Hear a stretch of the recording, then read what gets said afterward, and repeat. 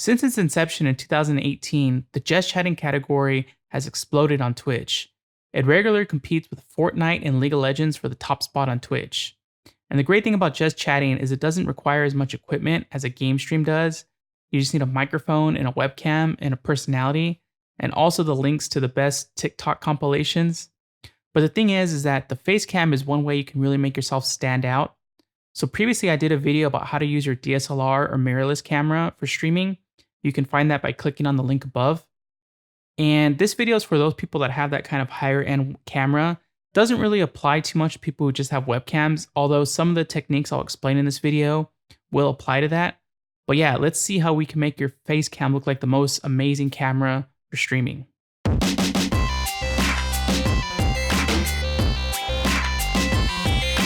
So the first and most important thing you're going to want to get is lighting. And for most people, they're going to want lighting that flatters their face. So this is going to be soft or diffused light. So we can take a look at two of my setups here. So for my recording setup for videos, you can see I have this one light, it's the key light, and it has a softbox on it with some diffusion material over that. And then I also use a 5-in-1 reflector for even more diffusion, and it creates this really nice soft light. Now for my streaming setup, I don't have as much space. So if I shine the light on me, it's going to create this hard or harsh light that doesn't look very great. But thankfully I have this white wall, so I can actually point the light at the wall and create what's known as bounce light, which is nice and diffuse and really looks good on my face, or looks better than the direct light. So I put links to all my lights and all the things I use for diffusion in the description. These are affiliate links, so if you buy these help the channel. But in all honesty, what I have here is really overkill, and I actually bought it for a different purpose. I bought it for lighting up a stream setup. So all you need is any kind of light and getting any kind of diffusion material. You can use a t-shirt, you can bounce it off the wall. Whatever you can do to make that nice soft light, that'll work. You don't have to spend $600. You can spend $5, $10, $20. It doesn't need to be a huge thing. Just get some light. Now that you've lit yourself, you're gonna have to white balance your camera. It's really important to white balance your camera because you can make things look a little bit too blue or a little bit too orange. But to white balance your camera, you can actually just use a white sheet of paper and use the white balance settings in your camera. But I highly recommend buying a gray card. A gray card will have the 18% gray and the white on the other side. And the reason why this is useful is for a couple things. You're gonna get a more accurate white balance setting, but also it'll help later when you're trying to set the exposure settings on your camera. So the next topic is exposure, and to be honest, exposure is kind of complex because it can deal with things like picture profiles, which handles color differently. And even for me, I'm still testing out different things with exposure. You can probably see on the channel, sometimes I look bright, sometimes I look too dark. Sometimes my skin tone's different, sometimes the shadows and colors are different. I'm always kind of playing with it. But to keep things simple, if you're overexposed, you're too bright. If you're underexposed, you look kind of dark and muddy. And unless you're going for that effect, you definitely don't want that. And the first thing we're going to talk about with exposure is going to be your aperture or f-stop. This is those numbers like 1.8, 2.8. And basically, as you set it lower or higher, you let more or less light in. But the thing is that that also affects your background and your depth of field. So if you set a lower f-stop, more things in the background are going to look blurry. If you set it higher, more things are going to be in focus. So that's the first setting you want to set because that's going to determine the kind of look and feel of your background and what's in focus and what's not in focus. So the next setting is the most straightforward and easiest to set up. That's the shutter speed setting. And for the shutter speed, you basically want to set it that it's twice that of the frame rate. So if you're at 60 FPS, the shutter speed should be 1/120 or whatever's closest. The next setting is the ISO setting, and the ISO is basically digital gain setting. So as you turn it up, the image will get brighter. The problem is if you turn up the ISO too much, you'll start getting noise in the image or it'll look grainy. So that's why having good lighting is important, so you don't have to set the ISO so high.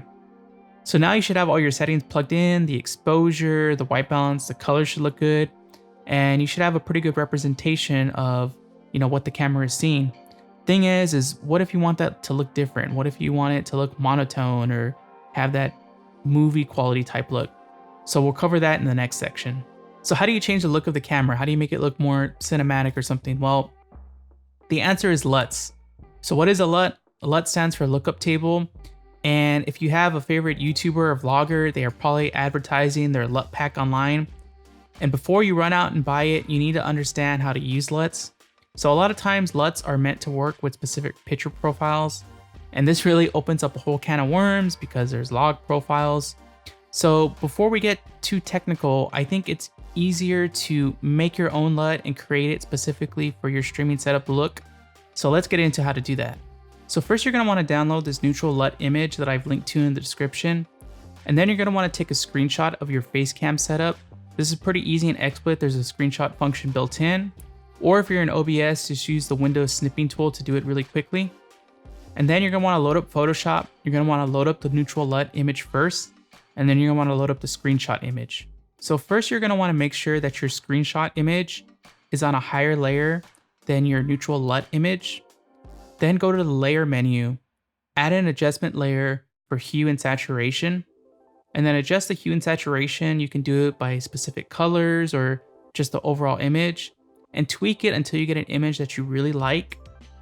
Then disable the screenshot image and then export that neutral LUT image as a new PNG file. So if you already had LUT files, you can use these as well, but you're going to need to convert these files because they're probably going to be cube files into PNG files.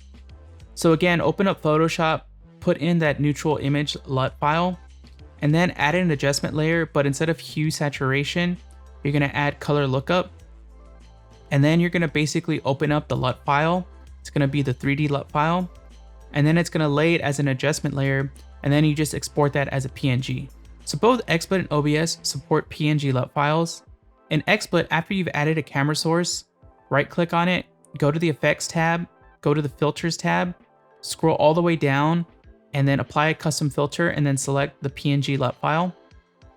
In OBS, after you've added a camera source, right click on that camera source, click on Filters, add a filter, and click on the Apply LUT filter, and then there you'll see a Browse section where you can select the PNG LUT file. So I hope you have fun playing with LUTs and creating your own look and feel for your stream. You know, that's only really step one. You know, you're also going to want your mise-en-scène or your background, you know, do some set design, do some stuff that reflects your personality. If you have any questions about anything here, I've actually linked to some guides in the description that give you step-by-step on how to create your own LUTs or convert previously made cube LUT files into PNG LUT files. If you'd like me to cover anything else in depth that I've covered in this video, let me know in the comments and I'll try and answer your questions, or maybe I'll make a video about that in the future. Give a like if this was useful, and make sure to subscribe for more tech videos and tutorials around streaming. Thanks again for watching, and catch you on the next one.